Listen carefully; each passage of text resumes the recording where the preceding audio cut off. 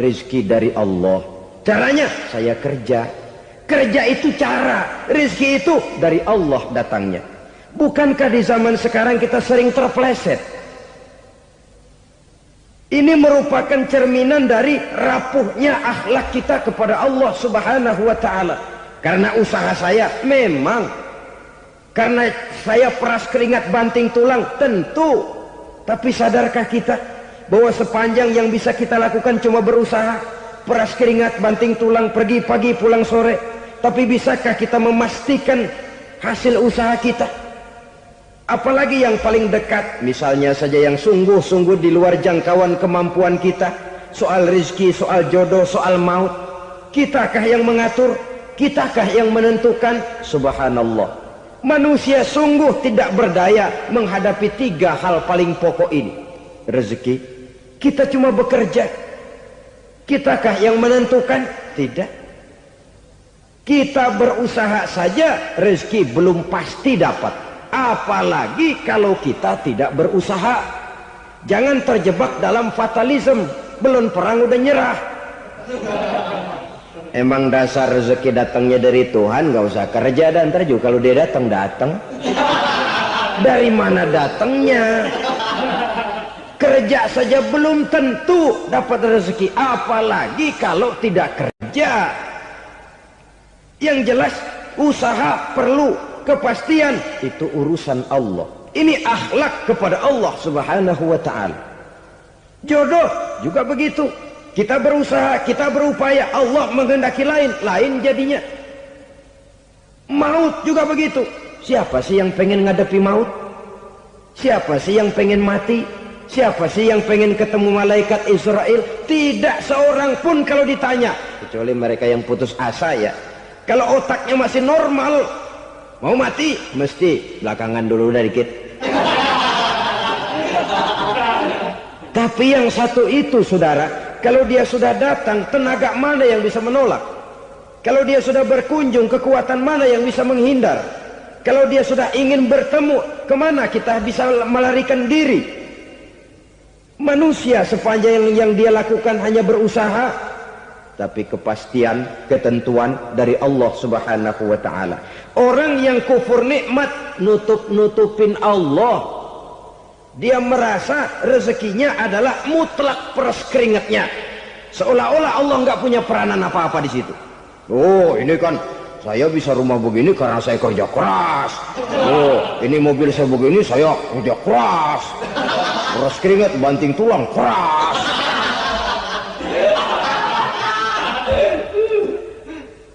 Saudara-saudara kaum muslimin rahimahkumullah. Jadi menutup-nutupi Allah.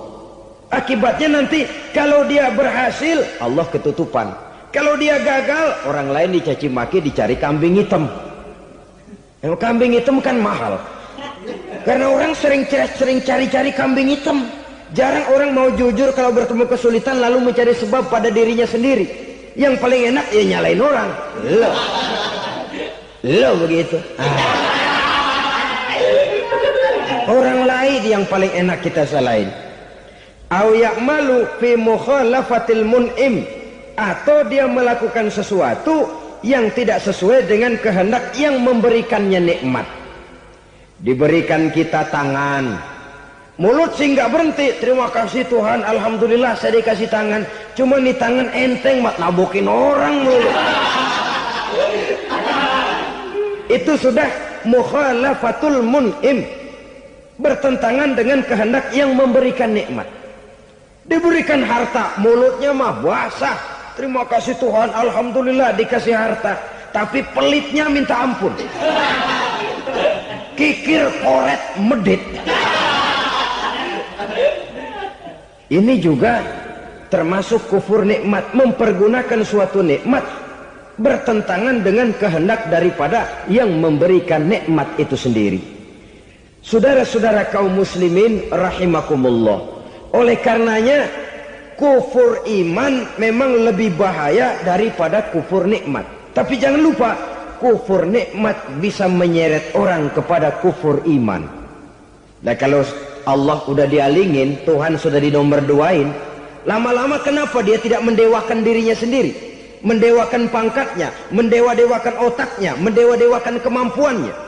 Pada awalnya dia memang cuma kufur nikmat, tapi lambat laun kalau ini tidak diobati, secara pasti orang akan mengarah kepada kufur iman. Bisa berbentuk syirik, bisa berbentuk nifak, bisa berbentuk riddah. Saudara-saudara, oleh karena itu menjaga akhlak kepada Allah mutlak penting. Sebab apa? Kita tidak berakhlak kepada manusia saja, kita dikucilkan dari pergaulan. Kalau kita tidak berakhlak kepada Allah, dikucilkan oleh Allah. Hadis qudsi menyatakan, man lam yashkur ala na'mai wa lam yasbir ala balai falyakhruj min tahtis samai falyatlub rabban siwaya. Kata Allah, siapa orang yang tidak mau bersyukur terhadap nikmat yang aku berikan kepadanya dan tidak mau sabar terhadap ujian yang aku berikan kepadanya, falyakhruj min tahtis samai, persilahkan saja keluar dari kolong langitku, waliyatlub rabban siwaya, tolong cari Tuhan lain selain daripada aku. Murka Allah, diusir, cuman gak kedengeran aja. Siapa yang tidak mau syukur terhadap nikmatku, siapa yang tidak mau sabar terhadap ujian yang aku berikan kepadanya, persilahkan keluar dari kolong langitku ini, cari Tuhan lain selain aku. Dan langit Tuhan yang punya, Tuhan kita lawan, diusir dari kolong langit, mau pindah ke kolong mana?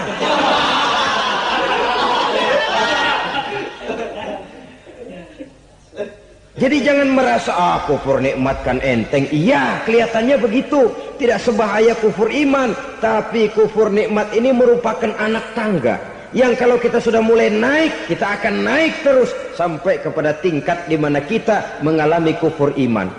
Kalau sudah ke sana, maka akhlak kita kepada Allah terkenalah erosi, terkena polusi, hancur akhlak kepada Allah, dan itulah sumber kesengsaraan abadi. Kalau cuma kita tidak berakhlak kepada manusia, barangkali resikonya cuma kehidupan di dunia ini. Mungkin juga ada kehidupan akhirat. Tapi kalau sudah tidak berakhlak kepada Allah, dunia akhirat kita rugi dan celaka. Maka pada kesempatan ini saya mengajak, marilah jaga baik-baik akhlak kita kepada Allah. Satu kali kita bertauhid, sampai mati kita bertauhid. Satu kali la ilaha illallah, jangan tergelincir lagi kita keluar daripada kalimat itu. Satu kali kita bertuhankan Allah, jangan bertuhan yang lain selain daripada Allah. Jangan sekutukan Allah, jangan samakan Allah dengan sesuatu, jangan mengangkat yang lain sama agungnya dengan Allah. Sebab dengan demikian kita seolah-olah sudah mengotori akhlak kita kepada Allah Subhanahu wa ta'ala. Ini berat, saudara-saudara. Ini tidak ringan. Kadang-kadang saya katakan tadi, masalah ekonomi, kadang-kadang persaingan hidup yang makin tajam, di tengah lapangan kerja yang makin sulit, di tengah orang banyak potong kompas. Kalau berpatokan kepada nilai tauhid, la ilaha illallah, tidak ada Tuhan selain Allah, maka saya tidak akan takut kecuali hanya kepada Allah. Saya tidak akan menggantungkan hidup kecuali hanya kepada Allah. Saya tidak akan minta rezeki kecuali hanya kepada Allah. Kadang-kadang situasi yang nekat membuat kita kehilangan keseimbangan, kehilangan pertimbangan, picik pandangan. Akibatnya kita merusak akhlak kepada Allah Subhanahu wa ta'ala. Ironinya kan orang sekarang kalau ditanya, lu nyolong ya? Iya. Kok berani? Emang. Lu nggak tahu Tuhan lihat? Tahu. Kok nyolong juga? Biarin. Kalau Tuhan mah lihat, jangan ribut. Enggak ribut katanya. Kalau orang lihat, 2 orang saja tahu, geger kelurahan. Ini kan sudah mendustai dirinya sendiri, sudah merusak akhlaknya kepada Allah Subhanahu wa ta'ala. Tuhan enggak ribut katanya. Saudara hadirin yang saya hormati, jadi oleh karenanya akhlak kita kepada Allah merupakan basis daripada kehidupan beragama. Kalau itu sudah mulai rapuh, mulai terkena erosi dan polusi, mulai rusak, dikhawatirkan nanti nilai ibadah kita kepada Allah juga akan turut ambruk karenanya. Saudara-saudara kaum muslimin rahimakumullah, Tugas yang kedua, memperbaiki akhlak manusia kepada sesama manusia. Kita tahu Islam sesuai dengan namanya adalah agama damai. Maka akhlak manusia kepada sesama manusia menempati porsi yang penting dalam kehidupan beragama. Bagaimana seorang muslim bergaul, bertata krama terhadap sesama manusia. Mari kita lihat lebih jauh persoalannya. Untuk memudahkan pembicaraan dari kacamata agama, kita kelompokkan saja manusia itu dalam dua. Pertama yang seiman dan yang kedua yang tidak seiman. Yang tidak seiman itu kita sebut saja kufur atau kafir. Nah, kepada yang kafir pun kita diajarkan untuk berakhlak. Apalagi kepada yang memang nyata-nyata seiman, sekeyakinan, seakidah. Kemanapun Islam datang, ke negara manapun ia masuk, ia tidak menaburkan kerusakan. Jadi tidak benar kalau orang pernah itu menggambarkan, saking sentimennya seorang orientalis pernah menggambarkan Nabi Muhammad di tangan kirinya Quran, di tangan kanannya pedang. Menggambarkan seolah-olah Islam dikembangkan dengan kekerasan. Sebenarnya tidak sama sekali. Kalaupun dalam sejarah perkembangan Islam pernah terjadi perang, maka perang dalam Islam sesungguhnya apabila kita amati sejarahnya bukan untuk memaksakan agama. Karena memang agama tidak bisa dipaksakan. Tetapi justru untuk mempertahankan agama dari segala macam hambatan, rintangan, hinaan dan fitnahan. Tapi kemanapun yang jelas Islam masuk, dia tidak pernah membuat kekacauan, kerusuhan ataupun penghancuran. Candi Prambanan bahkan dipugar, gereja-gereja tidak ada yang dihancurkan oleh umat Islam. Kenapa? Islam agama damai. Soal agama, soal lakum dinukum waliyadin, la ikraha fid din, qad tabayyana ar-rusydu minal ghayy. Tidak ada paksaan dalam beragama, sebab nyata yang benar dengan yang tidak benar. Belum pernah ada orang kafir masuk ke perkampungan orang Islam lalu dikejar-kejar, diteriakin kafir, kafir, sunatin.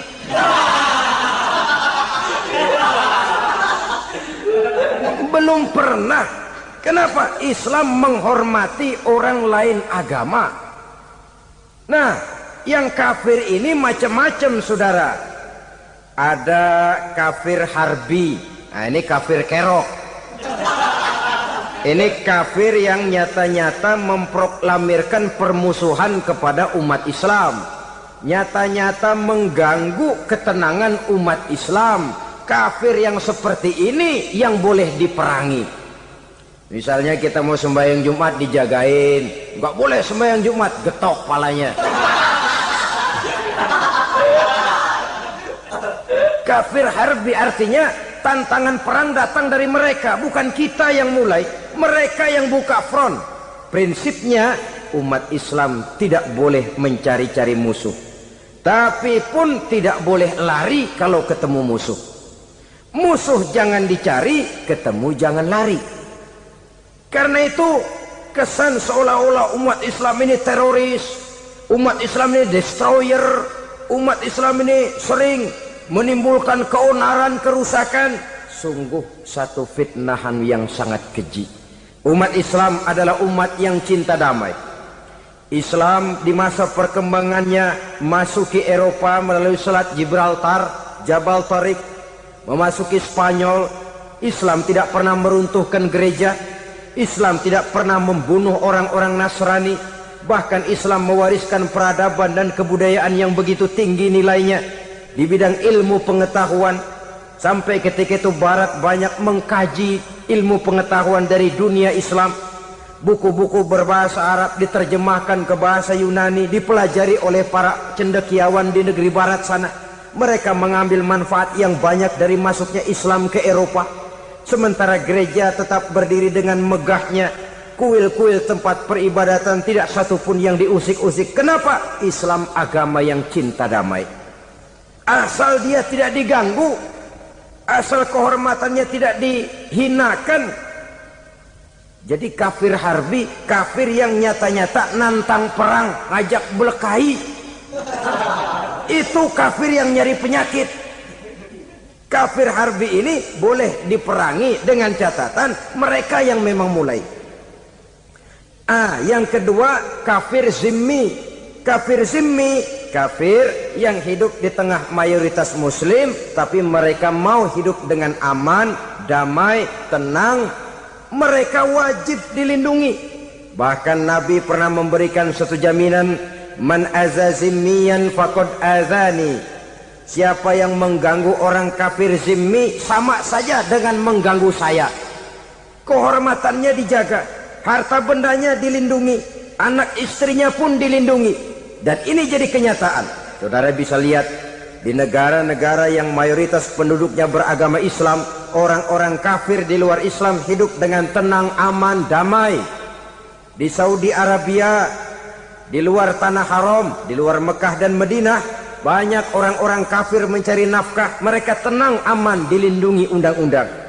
Begitu di Mesir, begitu di negara Indonesia yang berdasarkan Pancasila ini. Kehidupan beragama menimbulkan gairah, rukun, tenang, aman, damai, sepanjang tidak saling ganggu, tidak saling usik, menghargai orang yang sudah beragama, tidak menjadikan penganut suatu agama sebagai sasaran dari dakwah agama lainnya. Saudara-saudara kaum muslimin rahimakumullah. Jadi memang oleh Al-Quran kita dianjurkan asidda alal kuffar ruhama bainahum. Tegas kepada orang kafir, kasih sayang kepada sesama muslim.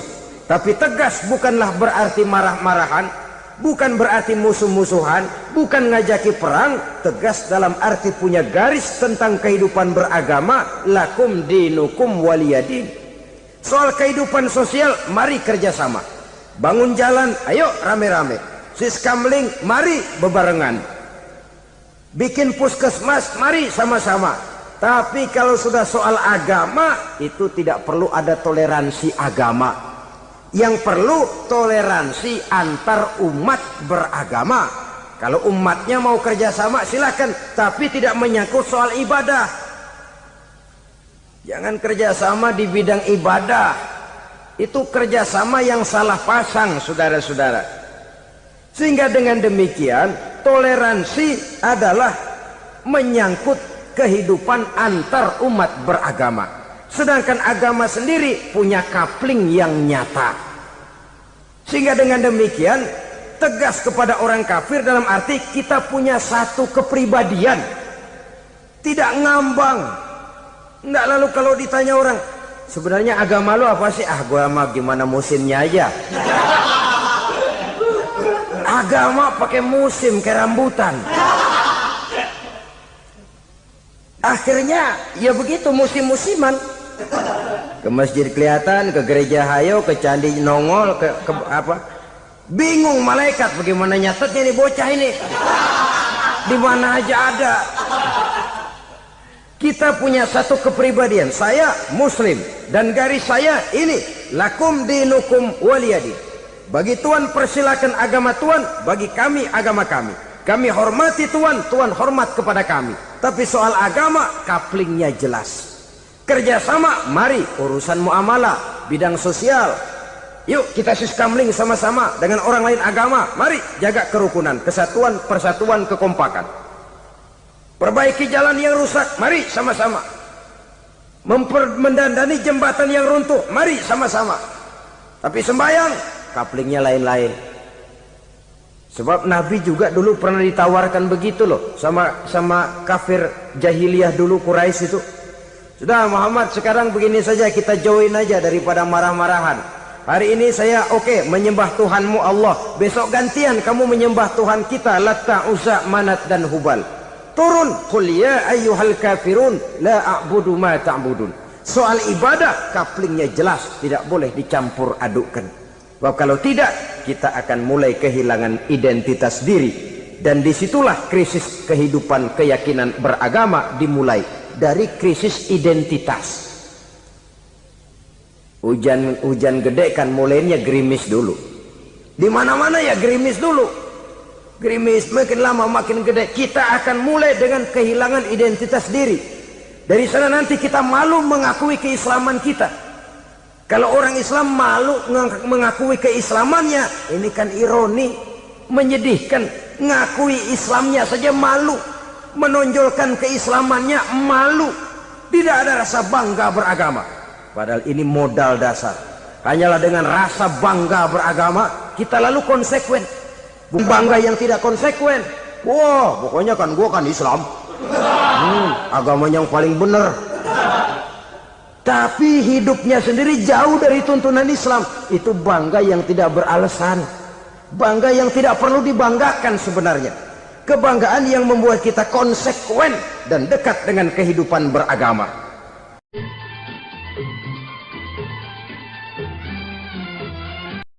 Rizki dari Allah. Caranya saya kerja. Kerja itu cara, rizki itu dari Allah datangnya. Bukankah di zaman sekarang kita sering terpeleset?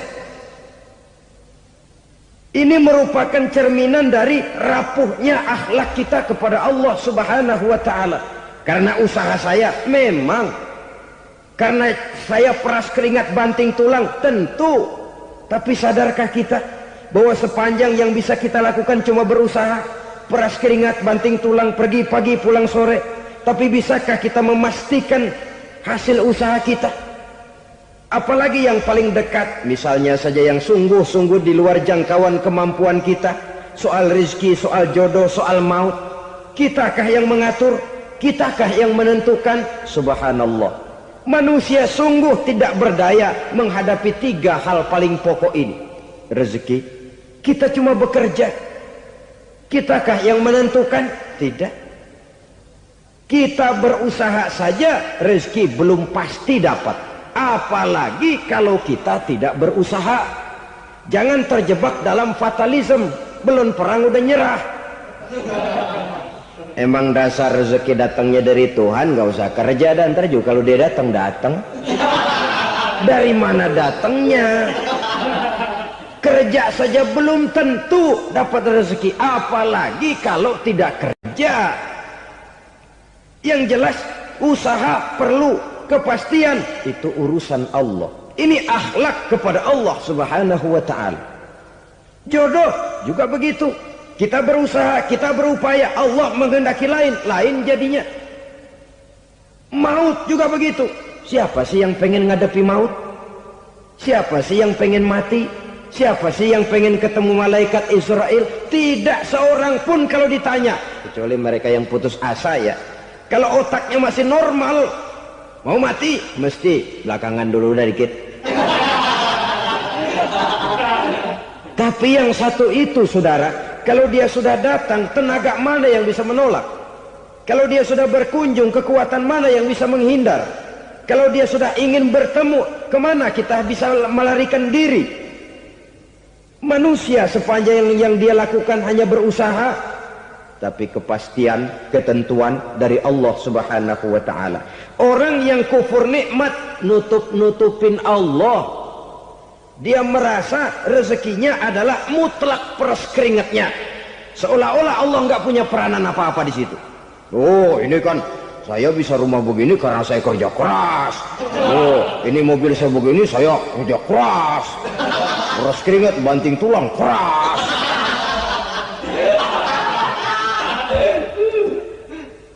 Saudara-saudara kaum muslimin rahimahkumullah.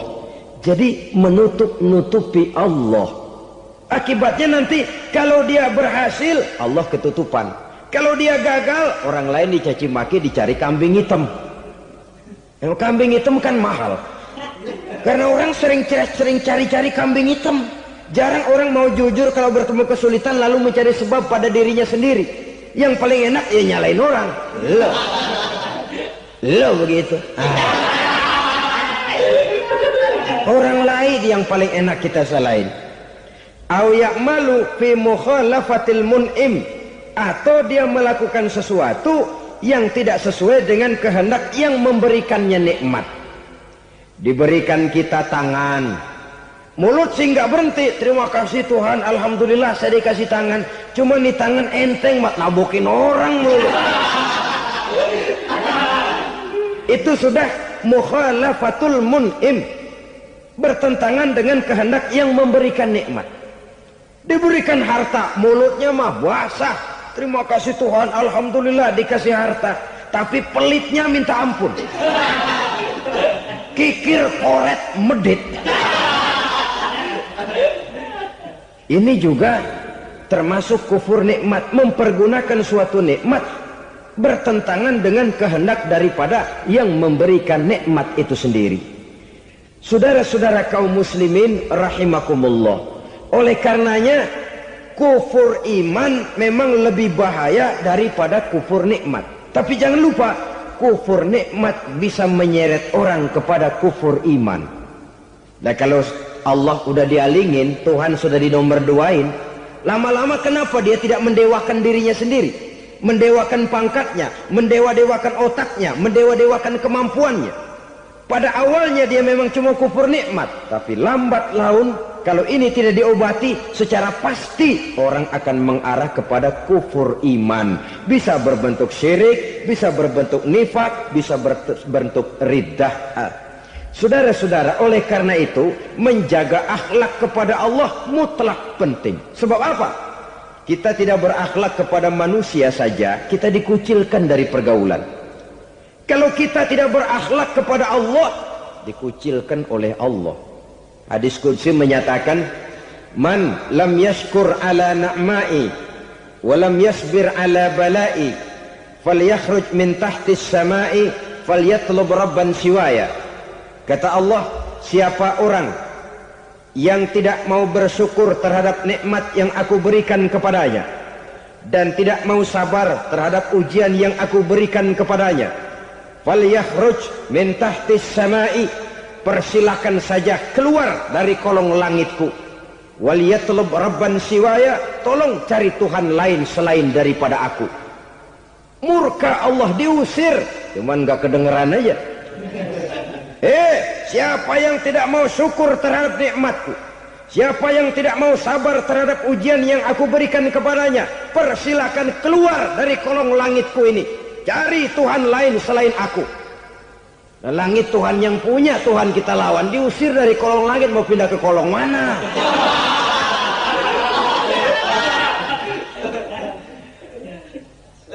Jadi jangan merasa kufur nikmat kan enteng. Iya, kelihatannya begitu, tidak sebahaya kufur iman.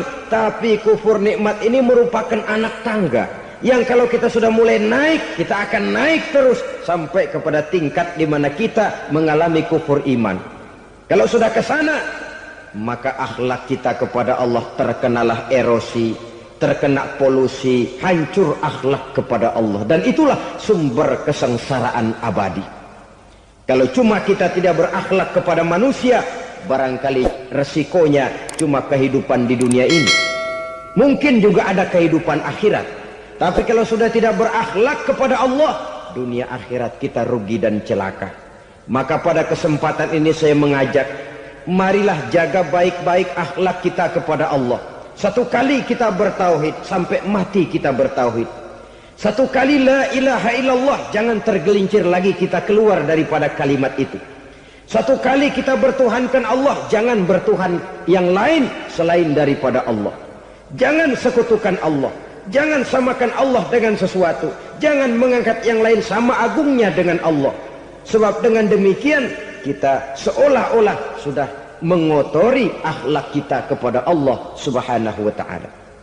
Ini berat, saudara-saudara. Ini tidak ringan. Kadang-kadang saya katakan tadi, masalah ekonomi, kadang-kadang persaingan hidup yang makin tajam, di tengah lapangan kerja yang makin sulit, di tengah orang banyak potong kompas. Kalau berpatokan kepada nilai tauhid, la ilaha illallah, tidak ada Tuhan selain Allah, maka saya tidak akan takut kecuali hanya kepada Allah. Saya tidak akan menggantungkan hidup kecuali hanya kepada Allah. Saya tidak akan minta rezeki kecuali hanya kepada Allah. Kadang-kadang situasi yang nekat membuat kita kehilangan keseimbangan, kehilangan pertimbangan, picik pandangan. Akibatnya kita merusak akhlak kepada Allah subhanahu wa ta'ala. Ironinya kan orang sekarang kalau ditanya, lu nyolong ya? Iya. Kok berani? Emang. Lu nggak tahu Tuhan lihat? Tahu. Kok nyolong juga? Biarin. Kalau Tuhan mah lihat, jangan kagak ribut. Nggak ribut katanya. Kalau orang lihat, 2 orang saja tahu, geger kelurahan. Ini kan sudah mendustai dirinya sendiri, sudah merusak akhlaknya kepada Allah Subhanahu wa taala. Tuhan nggak ribut katanya. Saudara hadirin yang saya hormati, jadi oleh karenanya akhlak kita kepada Allah merupakan basis daripada kehidupan beragama. Kalau itu sudah mulai rapuh, mulai terkena erosi dan polusi, mulai rusak, dikhawatirkan nanti nilai ibadah kita kepada Allah juga akan turut ambruk karenanya. Saudara-saudara kaum muslimin rahimakumullah, tugas yang kedua memperbaiki akhlak manusia kepada sesama manusia. Kita tahu Islam sesuai dengan namanya adalah agama damai. Maka akhlak manusia kepada sesama manusia menempati porsi yang penting dalam kehidupan beragama. Bagaimana seorang muslim bergaul, bertata krama terhadap sesama manusia. Mari kita lihat lebih jauh persoalannya. Untuk memudahkan pembicaraan dari kacamata agama, kita kelompokkan saja manusia itu dalam 2. Pertama yang seiman dan yang kedua yang tidak seiman. Yang tidak seiman itu kita sebut saja kufur atau kafir. Nah, kepada yang kafir pun kita diajarkan untuk berakhlak. Apalagi kepada yang memang nyata-nyata seiman, sekeyakinan, seakidah. Kemanapun Islam datang, ke negara manapun ia masuk, ia tidak menaburkan kerusakan.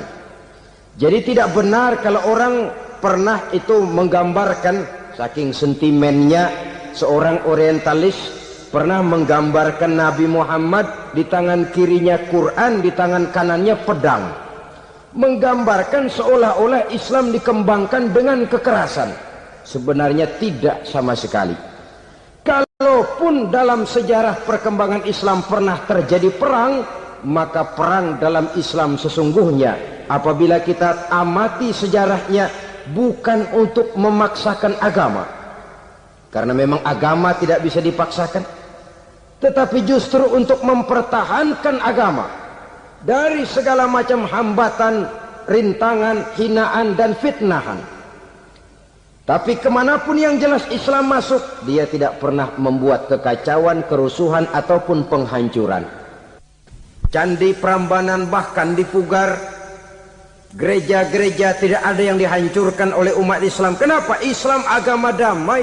Soal agama, soal lakum dinukum waliyadin, la ikraha fid din, qad tabayyana ar-rusdu minal ghayy. Tidak ada paksaan dalam beragama, sebab nyata yang benar dengan yang tidak benar. Belum pernah ada orang kafir masuk ke perkampungan orang Islam lalu dikejar-kejar, diteriakin kafir, kafir, sunatin.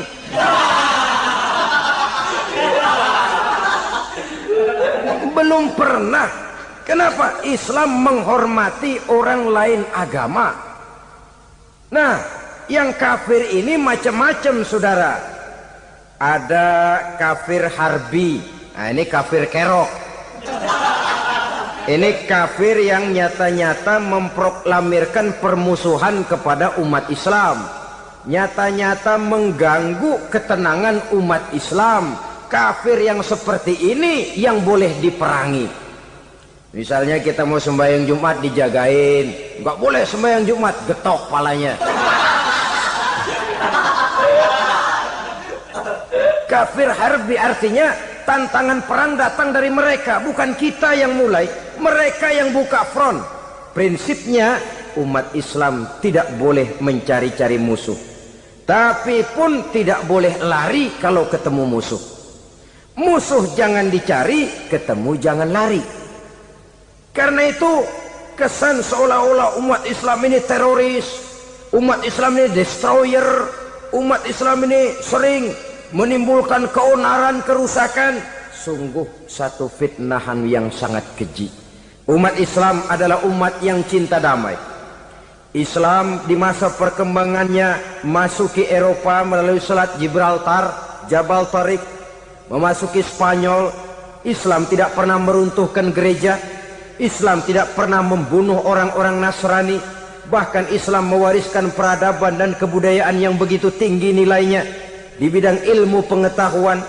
Sampai ketika itu Barat banyak mengkaji ilmu pengetahuan dari dunia Islam.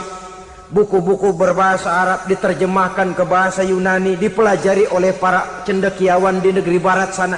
Mereka mengambil manfaat yang banyak dari masuknya Islam ke Eropa.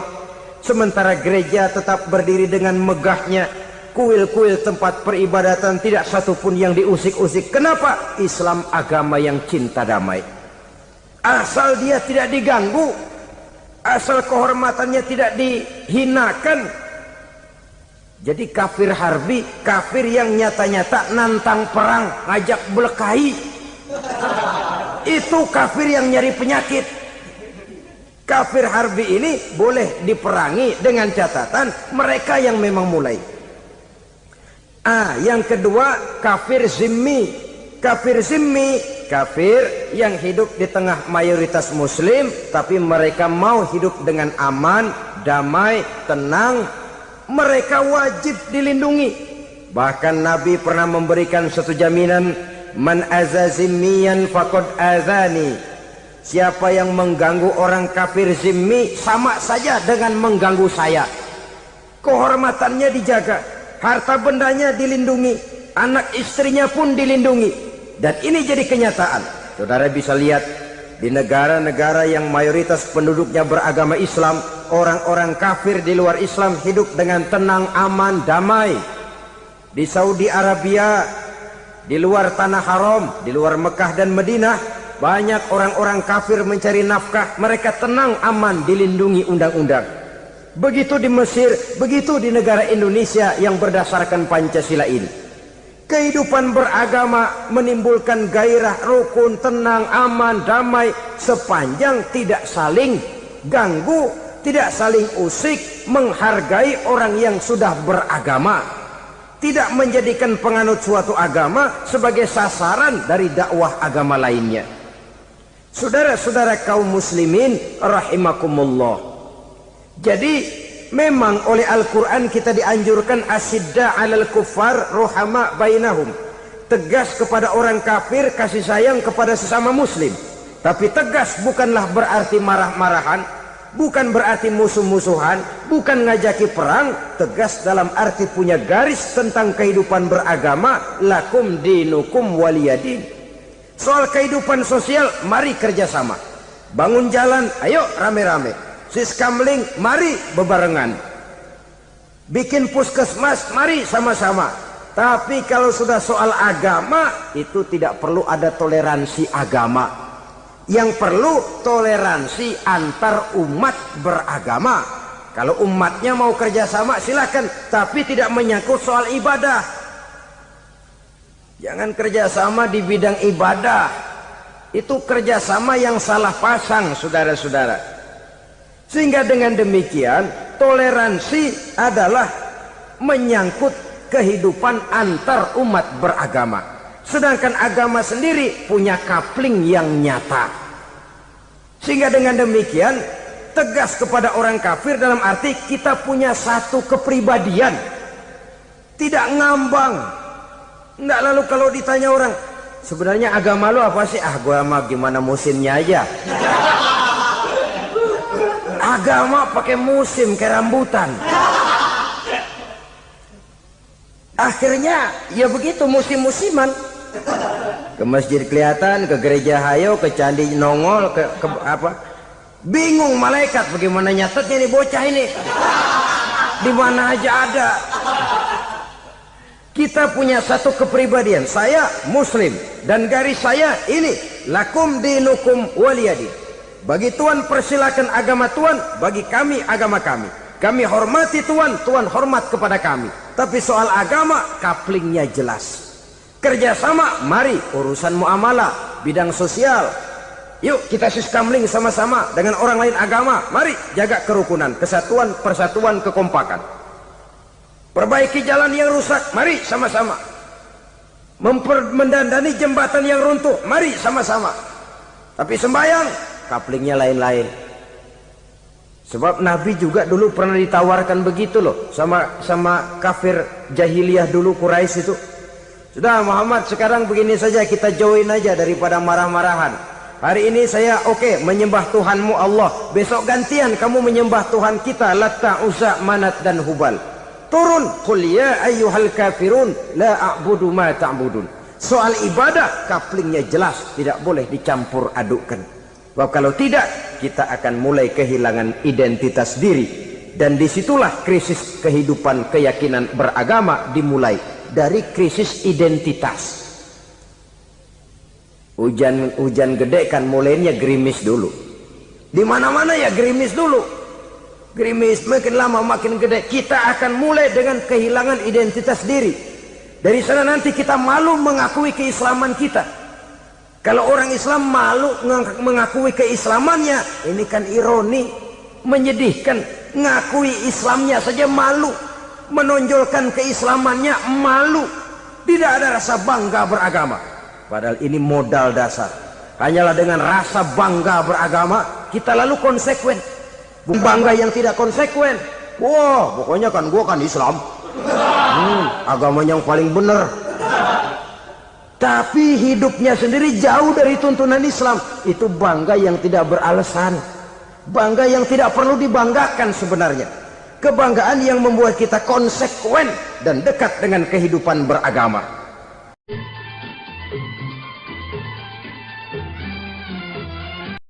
Rizki dari Allah. Caranya saya kerja. Kerja itu cara. Rizki itu dari Allah datangnya. Bukankah di zaman sekarang kita sering terpeleset? Ini merupakan cerminan dari rapuhnya akhlak kita kepada Allah Subhanahu wa ta'ala. Karena usaha saya memang, karena saya peras keringat banting tulang, tentu. Tapi sadarkah kita bahwa sepanjang yang bisa kita lakukan cuma berusaha, peras keringat banting tulang, pergi pagi pulang sore. Tapi bisakah kita memastikan hasil usaha kita? Apalagi yang paling dekat, misalnya saja yang sungguh-sungguh di luar jangkauan kemampuan kita. Soal rezeki, soal jodoh, soal maut. Kitakah yang mengatur? Kitakah yang menentukan? Subhanallah.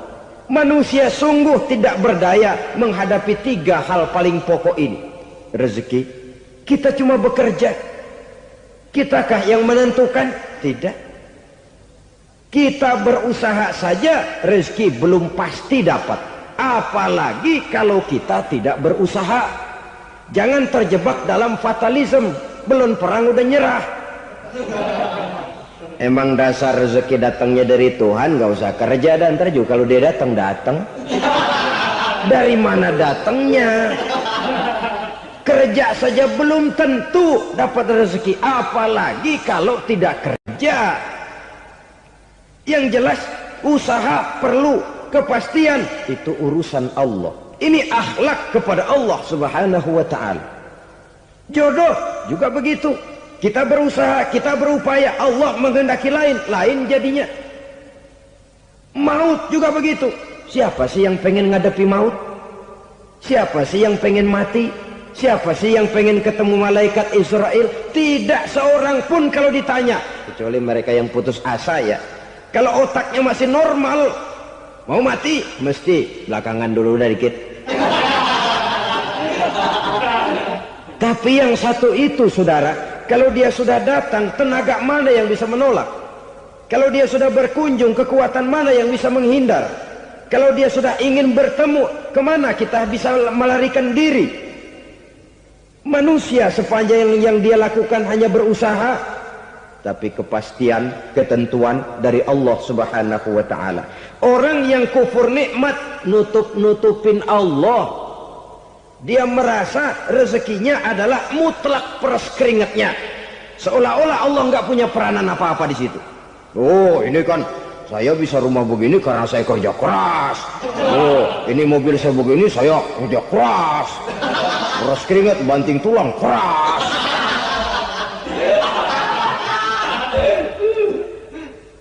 Saudara-saudara kaum muslimin rahimahkumullah, Jadi menutup-nutupi Allah.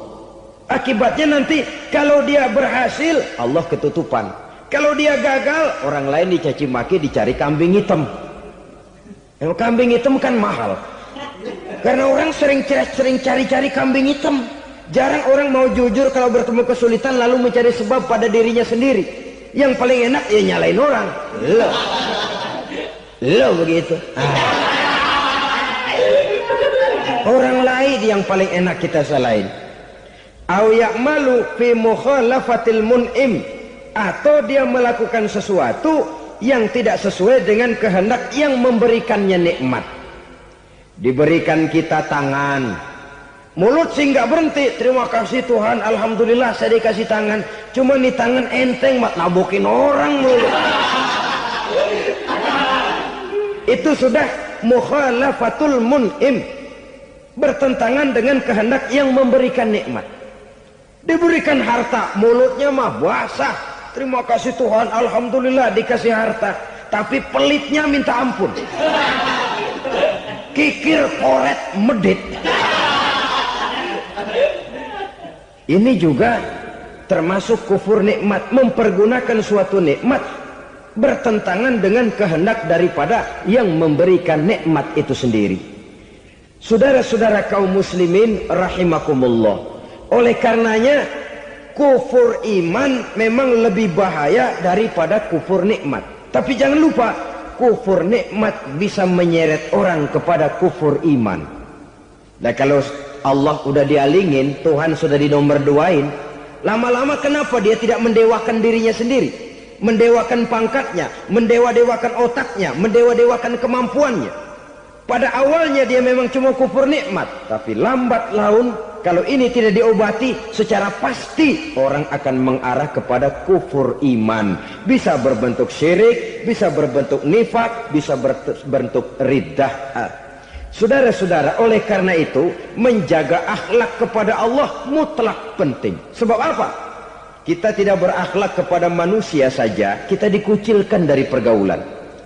Kalau kita tidak berakhlak kepada Allah, dikucilkan oleh Allah.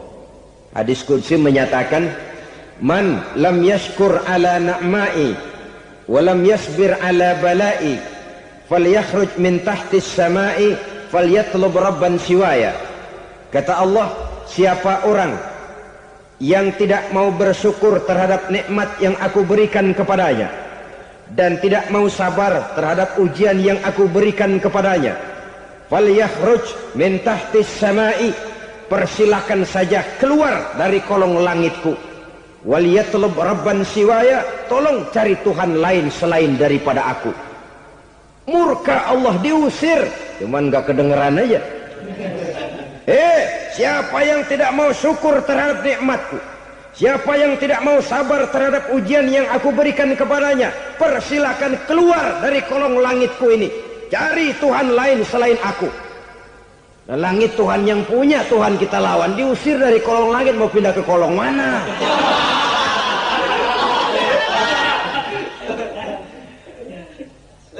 Jadi jangan merasa kufur nikmat kan enteng. Iya, kelihatannya begitu, tidak sebahaya kufur iman. Tapi kufur nikmat ini merupakan anak tangga yang kalau kita sudah mulai naik, kita akan naik terus sampai kepada tingkat di mana kita mengalami kufur iman. Kalau sudah ke sana, maka akhlak kita kepada Allah terkenalah erosi, terkena polusi, hancur akhlak kepada Allah, dan itulah sumber kesengsaraan abadi. Kalau cuma kita tidak berakhlak kepada manusia, barangkali resikonya cuma kehidupan di dunia ini. Mungkin juga ada kehidupan akhirat. Tapi kalau sudah tidak berakhlak kepada Allah, dunia akhirat kita rugi dan celaka. Maka pada kesempatan ini saya mengajak, marilah jaga baik-baik akhlak kita kepada Allah. Satu kali kita bertauhid, sampai mati kita bertauhid. Satu kali la ilaha illallah, jangan tergelincir lagi kita keluar daripada kalimat itu. Satu kali kita bertuhankan Allah, jangan bertuhan yang lain selain daripada Allah. Jangan sekutukan Allah, jangan samakan Allah dengan sesuatu, jangan mengangkat yang lain sama agungnya dengan Allah. Sebab dengan demikian kita seolah-olah sudah mengotori akhlak kita kepada Allah Subhanahu wa taala. Ini berat, saudara-saudara. Ini tidak ringan. Kadang-kadang saya katakan tadi, masalah ekonomi. Kadang-kadang persaingan hidup yang makin tajam, di tengah lapangan kerja yang makin sulit, di tengah orang banyak potong kompas. Kalau berpatokan kepada nilai tauhid, la ilaha illallah, tidak ada Tuhan selain Allah, maka saya tidak akan takut kecuali hanya kepada Allah. Saya tidak akan menggantungkan hidup kecuali hanya kepada Allah. Saya tidak akan minta rezeki kecuali hanya kepada Allah. Kadang-kadang situasi yang nekat membuat kita kehilangan keseimbangan, kehilangan pertimbangan, picik pandangan. Akibatnya kita merusak akhlak kepada Allah Subhanahu wa taala. Ironinya kan orang sekarang kalau ditanya, "Lu nyolong ya?" "Iya." "Kok berani?" "Emang." "Lu nggak tahu Tuhan lihat?" "Tahu." "Kok nyolong juga?" "Biarin." Kalau Tuhan mah lihat jangan kagak ribut. Enggak ribut katanya. Kalau orang lihat, 2 orang saja tahu, geger kelurahan. Ini kan sudah mendustai dirinya sendiri, sudah merusak akhlaknya kepada Allah Subhanahu wa taala. Tuhan enggak ribut katanya. Saudara hadirin yang saya hormati, jadi oleh karenanya akhlak kita kepada Allah merupakan basis daripada kehidupan beragama. Kalau itu sudah mulai rapuh, mulai terkena erosi dan polusi, mulai rusak, dikhawatirkan nanti nilai ibadah kita kepada Allah juga akan turut ambruk karenanya. Saudara-saudara kaum muslimin rahimakumullah, tugas yang kedua memperbaiki akhlak manusia kepada sesama manusia. Kita tahu Islam sesuai dengan namanya adalah agama damai. Maka akhlak manusia kepada sesama manusia menempati porsi yang penting dalam kehidupan beragama. Bagaimana seorang muslim bergaul, bertata krama terhadap sesama manusia. Mari kita lihat lebih jauh persoalannya. Untuk memudahkan pembicaraan dari kacamata agama, kita kelompokkan saja manusia itu dalam 2. Pertama yang seiman dan yang kedua yang tidak seiman. Yang tidak seiman itu kita sebut saja kufur atau kafir. Nah, kepada yang kafir pun kita diajarkan untuk berakhlak. Apalagi kepada yang memang nyata-nyata seiman, sekeyakinan, seakidah. Kemanapun Islam datang, ke negara manapun ia masuk, ia tidak menaburkan kerusakan. Jadi tidak benar kalau orang pernah itu menggambarkan, saking sentimennya seorang orientalis pernah menggambarkan Nabi Muhammad di tangan kirinya Quran, di tangan kanannya pedang. Menggambarkan seolah-olah Islam dikembangkan dengan kekerasan. Sebenarnya tidak sama sekali. Kalaupun dalam sejarah perkembangan Islam pernah terjadi perang, maka perang dalam Islam sesungguhnya apabila kita amati sejarahnya bukan untuk memaksakan agama, karena memang agama tidak bisa dipaksakan, tetapi justru untuk mempertahankan agama dari segala macam hambatan, rintangan, hinaan dan fitnahan. Tapi kemanapun yang jelas Islam masuk, dia tidak pernah membuat kekacauan, kerusuhan ataupun penghancuran.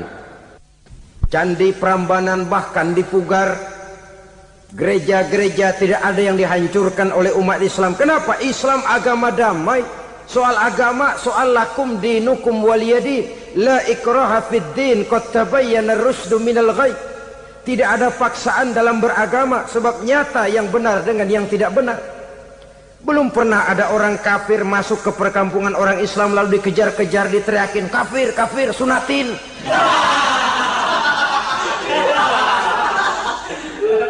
Belum pernah. Kenapa? Islam menghormati orang lain agama.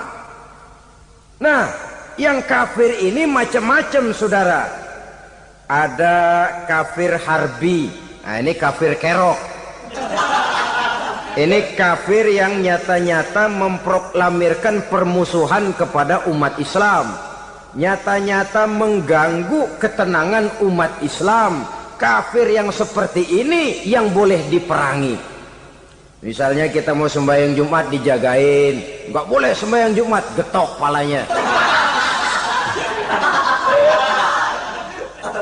Kafir harbi artinya tantangan perang datang dari mereka, bukan kita yang mulai, mereka yang buka front.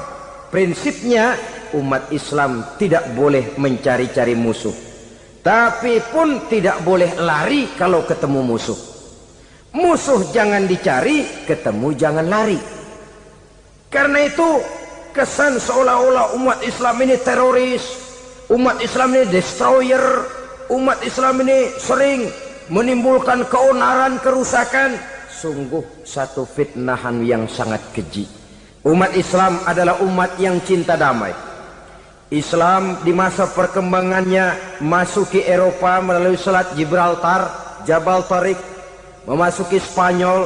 Islam tidak pernah meruntuhkan gereja, Islam tidak pernah membunuh orang-orang Nasrani.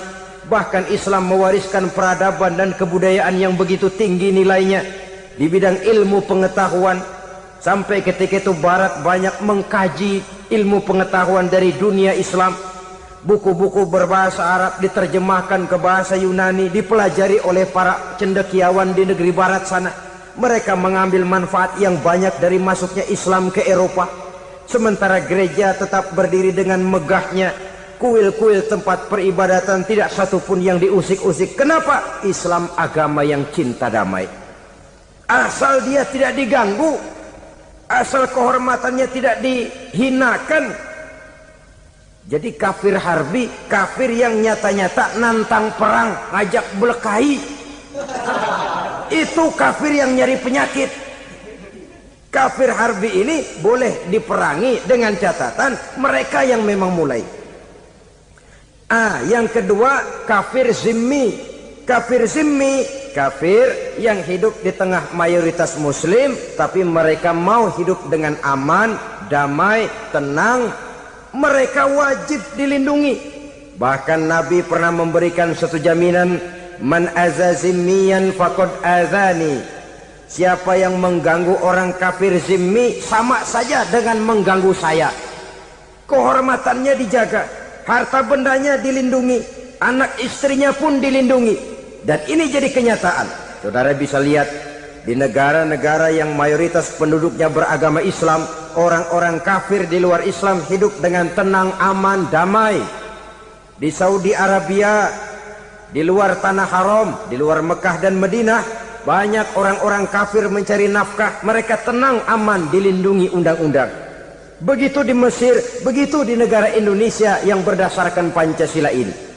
Kehidupan beragama menimbulkan gairah, rukun, tenang, aman, damai, sepanjang tidak saling ganggu, tidak saling usik, menghargai orang yang sudah beragama, tidak menjadikan penganut suatu agama sebagai sasaran dari dakwah agama lainnya. Saudara-saudara kaum muslimin rahimakumullah. Jadi memang oleh Al-Quran kita dianjurkan asidda alal kuffar ruhama bainahum. Tegas kepada orang kafir, kasih sayang kepada sesama muslim. Tapi tegas bukanlah berarti marah-marahan, bukan berarti musuh-musuhan, bukan ngajaki perang. Tegas dalam arti punya garis tentang kehidupan beragama, lakum dinukum waliyadin. Soal kehidupan sosial, mari kerjasama. Bangun jalan, ayo rame-rame. Siskamling, mari bebarengan. Bikin puskesmas, mari sama-sama. Tapi kalau sudah soal agama, itu tidak perlu ada toleransi agama. Yang perlu toleransi antar umat beragama. Kalau umatnya mau kerjasama silakan, tapi tidak menyangkut soal ibadah. Jangan kerjasama di bidang ibadah. Itu kerjasama yang salah pasang, saudara-saudara. Sehingga dengan demikian toleransi adalah menyangkut kehidupan antar umat beragama. Sedangkan agama sendiri punya kapling yang nyata. Sehingga dengan demikian tegas kepada orang kafir dalam arti kita punya satu kepribadian. Tidak ngambang. Enggak, lalu kalau ditanya orang, sebenarnya agama lu apa sih? Ah, gua mah gimana musimnya aja. Agama pakai musim kayak rambutan. Akhirnya ya begitu, musim-musiman. Ke masjid kelihatan, ke gereja hayo, ke candi nongol, ke apa? Bingung malaikat bagaimana nyatetnya nih bocah ini. Di mana aja ada. Kita punya satu kepribadian, saya muslim dan garis saya ini, lakum dinukum waliyadin. Bagi Tuhan persilakan agama Tuhan, bagi kami agama kami. Kami hormati Tuhan, Tuhan hormat kepada kami. Tapi soal agama, kaplingnya jelas. Kerjasama, mari urusan muamalah, bidang sosial. Yuk kita siskamling sama-sama dengan orang lain agama. Mari jaga kerukunan, kesatuan, persatuan, kekompakan. Perbaiki jalan yang rusak, mari sama-sama. Mendandani jembatan yang runtuh, mari sama-sama. Tapi sembahyang, kaplingnya lain-lain. Sebab Nabi juga dulu pernah ditawarkan begitu loh sama kafir jahiliyah dulu, Quraisy itu. Sudah Muhammad, sekarang begini saja, kita join aja daripada marah-marahan. Hari ini saya oke menyembah Tuhanmu Allah, besok gantian kamu menyembah Tuhan kita Latta, Uzza, Manat dan Hubal. Turun, qul ya ayyuhal kafirun la a'budu ma ta'budun. Soal ibadah kaplingnya jelas, tidak boleh dicampur adukkan. Sebab kalau tidak, kita akan mulai kehilangan identitas diri, dan disitulah krisis kehidupan keyakinan beragama dimulai, dari krisis identitas. Hujan gede kan mulainya gerimis dulu. Di mana-mana ya gerimis dulu. Gerimis makin lama makin gede. Kita akan mulai dengan kehilangan identitas diri. Dari sana nanti kita malu mengakui keislaman kita. Kalau orang Islam malu mengakui keislamannya, ini kan ironi, menyedihkan. Ngakui Islamnya saja malu, menonjolkan keislamannya malu. Tidak ada rasa bangga beragama. Padahal ini modal dasar. Hanyalah dengan rasa bangga beragama kita lalu konsekuen. Bangga yang tidak konsekuen, wah pokoknya kan gua kan Islam, agama yang paling benar. Tapi hidupnya sendiri jauh dari tuntunan Islam. Itu bangga yang tidak beralasan, bangga yang tidak perlu dibanggakan sebenarnya. Kebanggaan yang membuat kita konsekuen dan dekat dengan kehidupan beragama.